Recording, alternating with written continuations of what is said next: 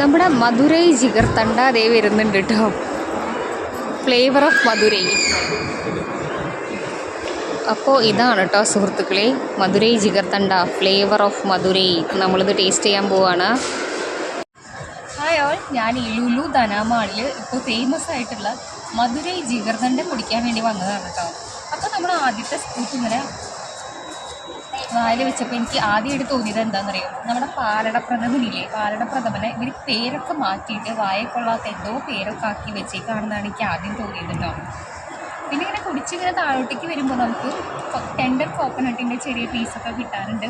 കരിക്ക് കടിക്കാൻ കിട്ടും, കുഴപ്പമൊന്നുമില്ല. ടേസ്റ്റ് ചെയ്യാത്തവർ നമ്മളൊന്ന് ട്രൈ ചെയ്ത് നോക്കിക്കോളൂ കേട്ടോ. എങ്ങനെയുണ്ട് അനീഷ് ചേട്ടാ മധുരൈ ജിഗർ തണ്ട? പാൽപ്പായസത്തിൽ ഐസ് ചേർത്ത എങ്ങനെയാണ്? ഓ, അല്ലാണ്ട് വലിയ സ്പെഷ്യലൊന്നല്ല അല്ലേ? കുഴപ്പമില്ല. ആ.